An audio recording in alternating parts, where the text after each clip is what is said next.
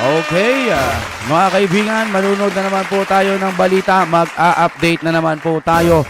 Ano ba ang meron dito? Ito muna ang title ng ating panonoorin galing sa Balitang Pinoy TV. Narito na, bigla ang lahat. Kakapasok ko lang, breaking news, natulala ang lahat. Bulabog na? Yan.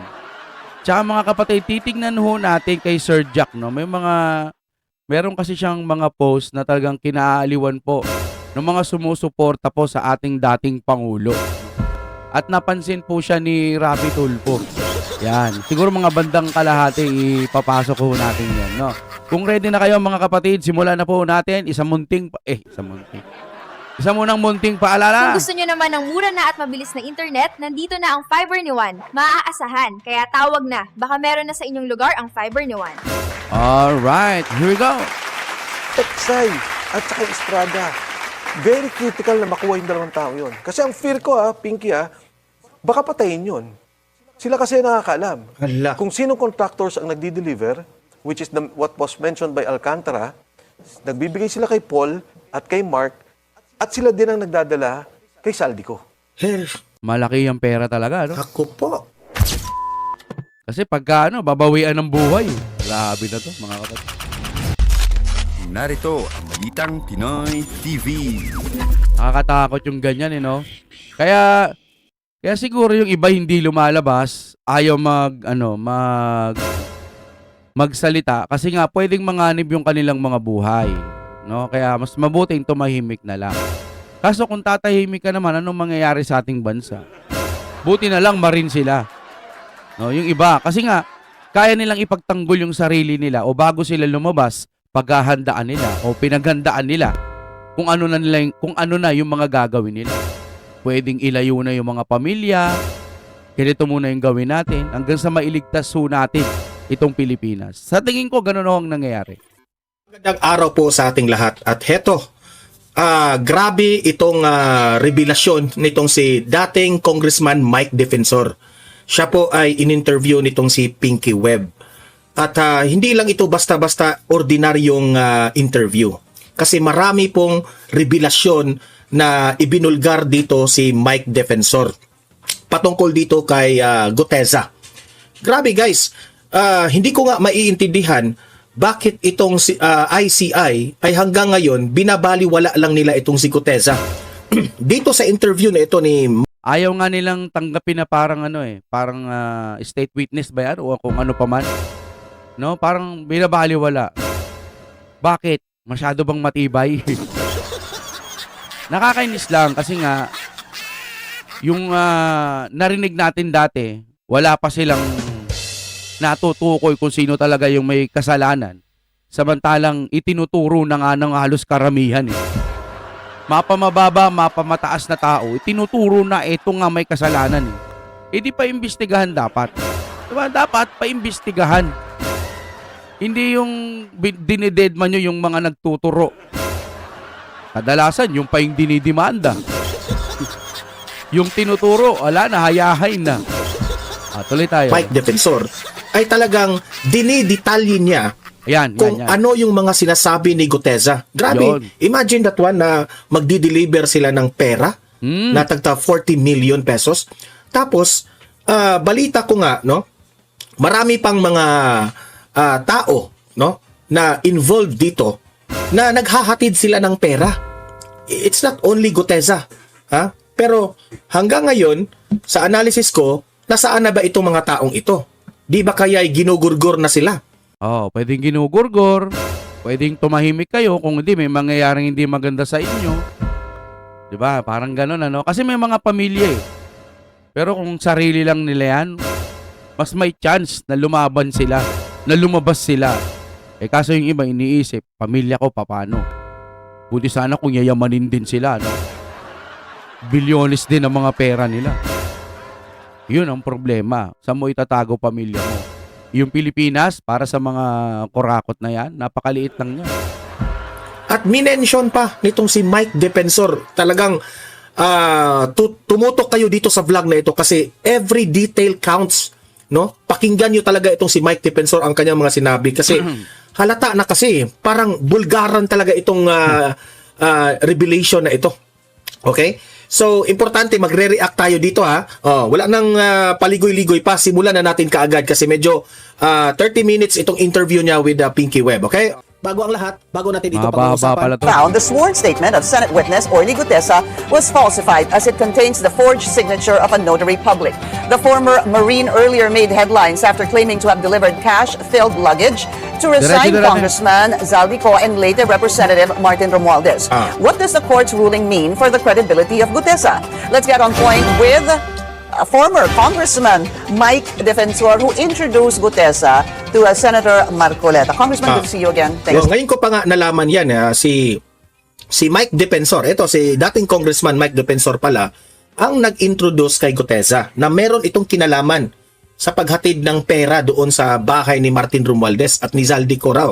Okay? Ito. Thank you, Pinky. Thank you also for having me here. Quick reaction. The Manila RTC Executive Judge Icasiano Sison looked into / investigated this notarized affidavit of Sergeant Gutesa and basically said that the document was falsified. The signature was not the signature of Attorney Pechi Espera. Okay, first of all, si Atty. Pechi Espera, employee ng BJMP. So in 2021, Ito yung attorney na nag-notarize na hindi umamin ha, na siya yung nag-notarize sa affidavit ni Gutesa.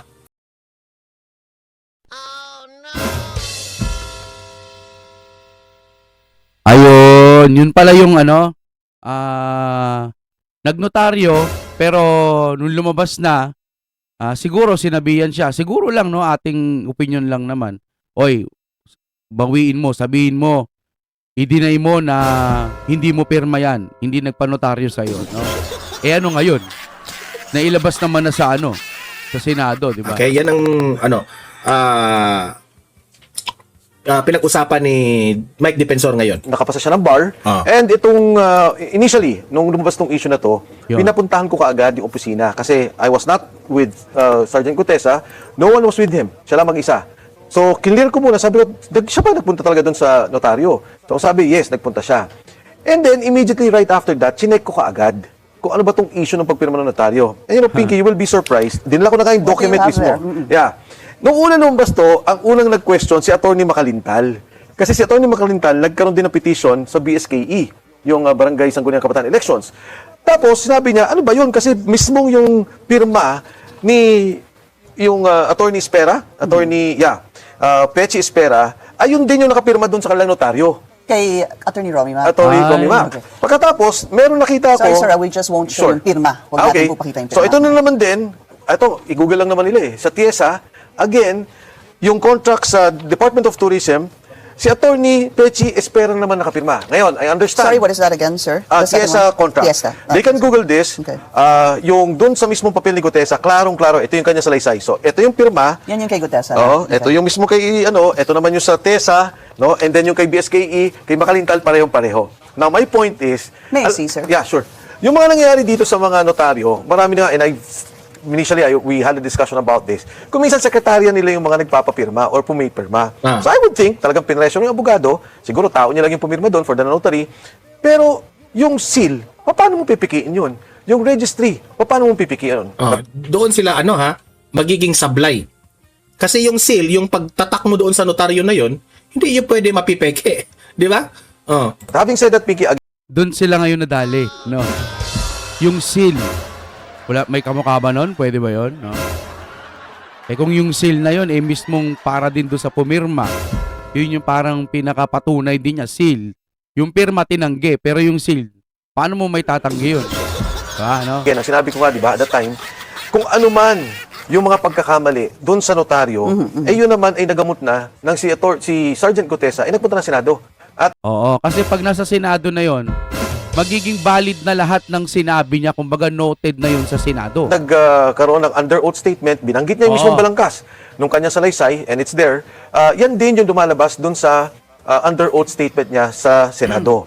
Pero ngayong hapon, and I'd like to thank the Department of Justice, they already said, Yes. they Sabi po clarified. ni Prosecutor General Richard Fadulion that basically parang napapalitan, that's not the right word, nung kanyang sinumpang salaysay sa Senado, na-cure nun, parang yung naging Yes. problema dito. Yes. In fact, yesterday, sir, even former Senior Associate Justice Antonio Carpio said the same thing. Yes. And also the spokesperson, si Attorney Polo Martinez of the Department of Justice, the Office of the Secretary, sinabi rin niya na kung ano man yung pagkakamali doon sa nangyari sa notaryo doesn't mean na hindi totoo yung sinabi niya. At yun nga kay Prosecutor Padulyon, klaro Yon. Kasi napanood ko na rin yun sa isang attorney. Sabihin na nating totoong peke. Sabihin lang, no? Sabihin lang natin peke nga yung nagpanotaryo nga siya. Eh, paano pumunta na siya sa Senado? Nang under oath na siya. So, lahat ng sasabihin niya doon kailangan totoo. At recorded naman na yun sa Senado. So, mababaliwala din yun kung peke o tunay man yung pirma-pirma. Baliwala rin. Ang problema natin kasi dito sa Pilipinas, mga kapatid, yung masama, kaya nilang gawing mabuti. Yung mabuti, kaya nilang gawing masama. Lalo na yung mga nakaupo ngayon, halos kaalyado ng mga taga-kabila. Sakit no? klaro na yun din talaga yung factual. Pero ako, gusto ko pa rin ba imbestigahan? Kasi Pinky, ang interest ko dyan Yun. is to know who is behind the pressure doon sa notaryo to make them say na it's fake, to make them claim in the courts na peke ito. Kasi di ba, it's a way to discredit Sergeant Gutesa. Bakit mo gagawin yung ganun?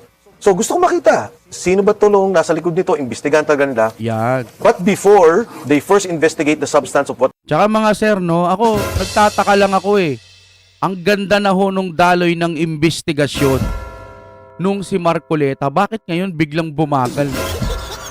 Diba, no? Pangit na Ibalik nyo si Marcoleta, hahataw yan, at malalaman mo talaga kung sino ang may problema. Ang problema, pinalitan, at lahat halos kaalyado ng mga taga-kabila. Sometimes pa nga, kailangan, we need to bend low. May mga ganun pa sila. Kabahan ka na. Ano pang batas ang aasahan natin ngayon? Kundi, parang kapanig lang lagi nila. Gutesa said, which is basically consistently lumalabas na kumukuha sila ng pera through Mark Texay and Paul Estrada. Mula doon sa pera yun na dinideliver sa Valle Verde, nire-repack nila, dinideliver nila sa Grabe, Horizon, repack. sa bahay ni Saldico, which is yung palang Valle Verde, bahay din ni Saldico, at mula sa bahay ni sa Horizon, sa Shangri-La, dinideliver nila kay Speaker Martin Romualdez. Kasama din dito yung 90 mga sundalo. Grabe. Dapat ipatawag din Di ba, imagine Dami, may no? 90 na sundalo involved, okay? That's a new revelation.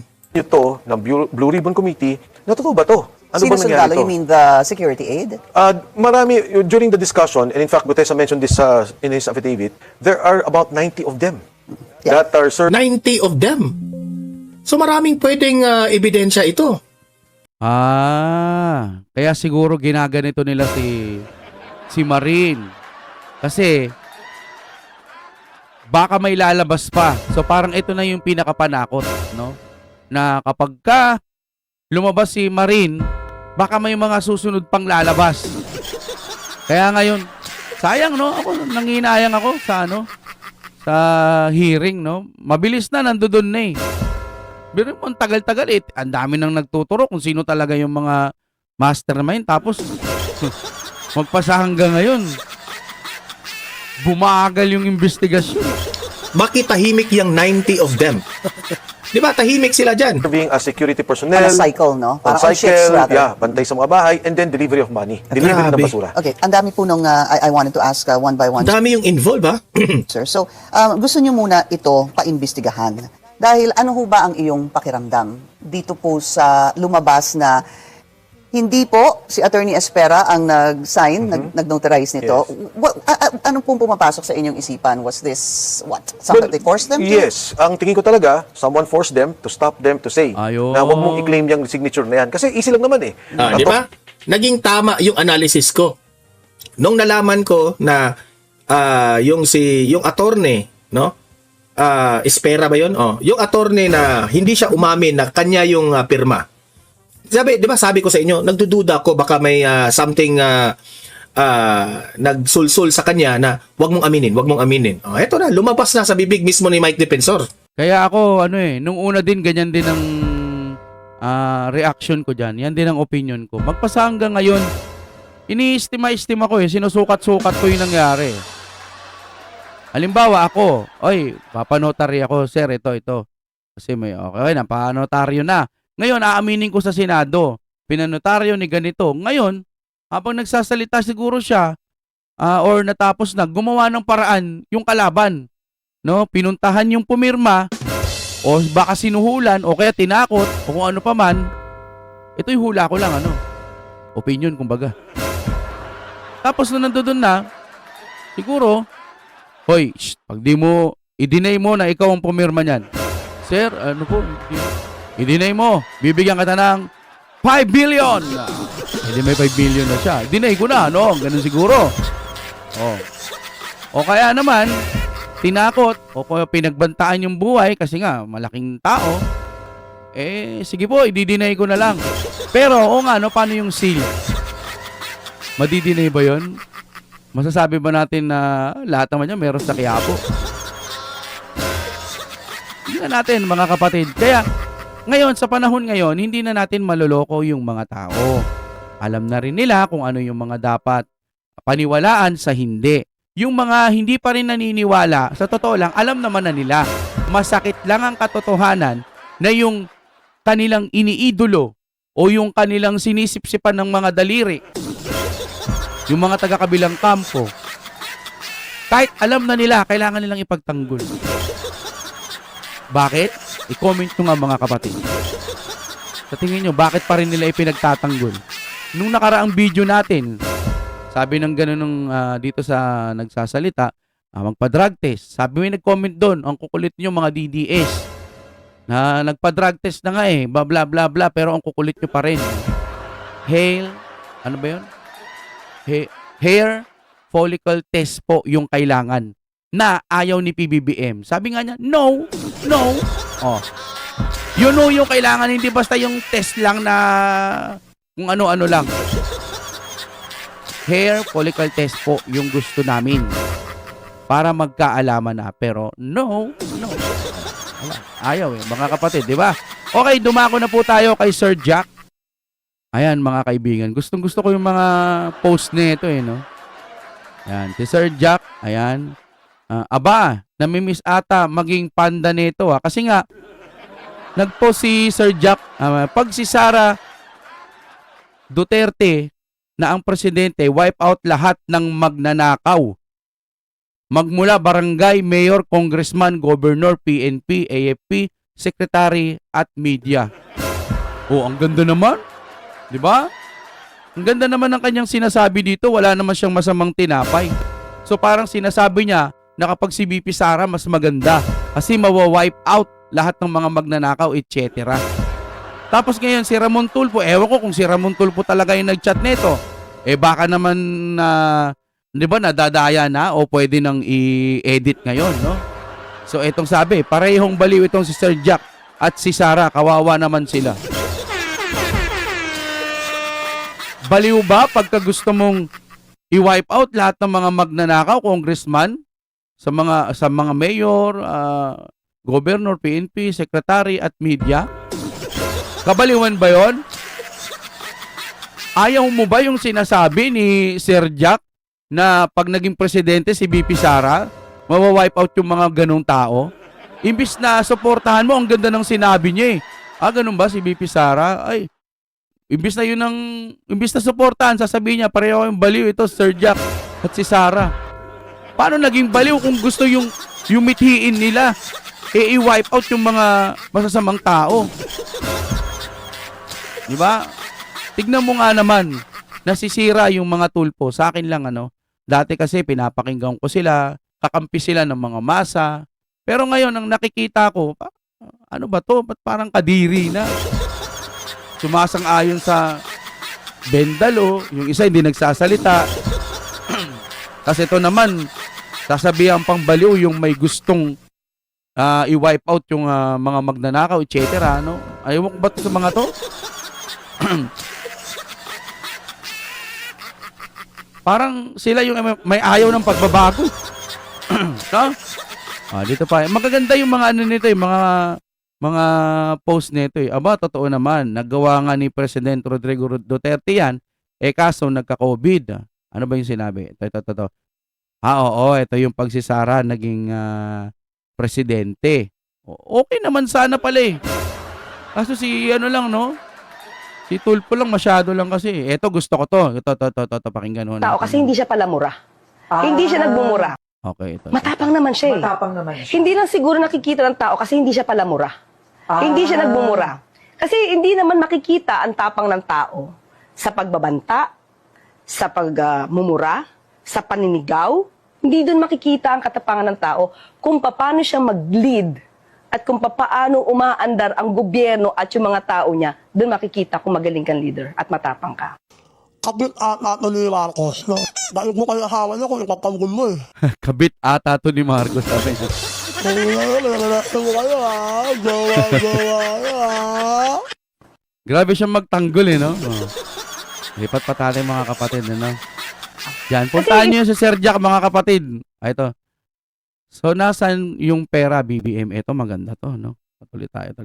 Po natin, yung binenta po nating gold reserve ng Bangko Sentral ng Pilipinas. Walang malinaw na paliwanag bakit ibinenta. Halos 30 tons, 30 tonelada ng ating gold reserve ang ibinenta ng pamahalaan sa ilalim ng Marcos Jr. Administration. Para sa mga hindi nakakaalam, nakalagay dito 30,000 kilos na reserve gold ng Pilipinas binenta. 30,000 kilos. Paano mo bubuhatin yun? Magkaroon ka lang isa nun. Ano ka na, di ba? Yayamanin ka na nun. Tapos dito, 30,000 kilos na reserve gold ng Pilipinas binenta.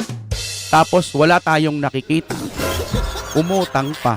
No? Record high din po iyan. Saan nila ginamit yung perang pinagbentahan ng ating gold reserve? 30 tons ng ginto. 30 tonelada ng ginto, ang dami po nun. Ang una po nilang lame excuse, dahil daw po maganda ang presyo nung kanilang ibinenta yung ating mga gold reserve. Sa mababang halaga nga eh. Kasinungalingan at pambubudol po iyon. Yeah. Tingnan po ninyo ang presyo ng bentahan ng ginto ngayong araw.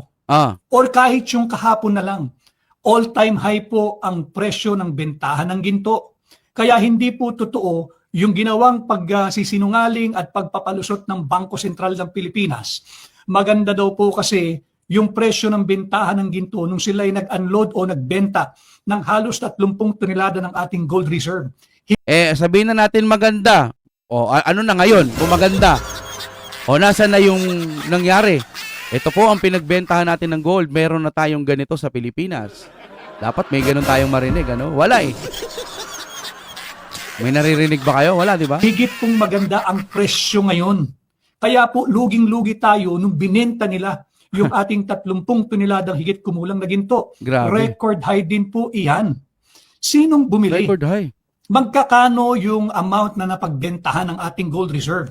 We have the right to know. We deserve to know. Bakit ibinenta? Saan ginamit ang perang pinagbentahan? Nasaan na yung pera o proceeds ng bentahang yan? Sapagkat kung yung binenta po noon, sinabi nilang magandang presyo, kung ngayon po tayo bibili ng katumbas na halaga o timbang, yung 30 tonelada higit kumulang na ginto, lugi na po tayo, abonado na po tayong mamamayang Pilipino. Aray ko. Hindi ang Marcos Jr. Administration. Pansamantala lang naman ho silang nandyan, 6 years lang naman silang nandyan eh. Or maybe shorter, depende po sa pagkilos ng taong bayan. Ang tanong, nasa na yung pera? Saan napunta? Saan ginamit? Nasaan? Ang ina nyo, wala kayong uso. Grabe kayo. Mamaglala ako kayo, mamahalip kayo. Kay Sir Jack, marami rin nagagalit. Eh.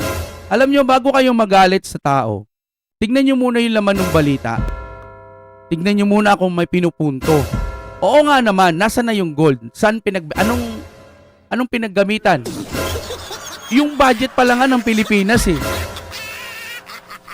Yung mga flood control issue eh. Hirap na kayong ipaliwanag kung sino ang tutukuyin ninyo. Ngayon, kaya pala may mga isyong mga ganito, yung pinakadapat po nating palang malaman, bukod yan siyempre, dapat malaman talaga natin yan, yung pinagbentahan ng gold. Ano na ho yung nangyari? Ganon-ganon na lang? Baka PBBM ka pa rin? Pinipilit mo pa rin sa sarili mo na mabuti yung presidente, gayong maski ikaw hindi mo alam kung ano nang nangyari sa napagbentahan ng 30,000 kilos ng gold. Tapos pinagtatanggol mo pa rin Matalino kang tao, nag-aral ka, tapos bobo ka. Fuck you ka talaga.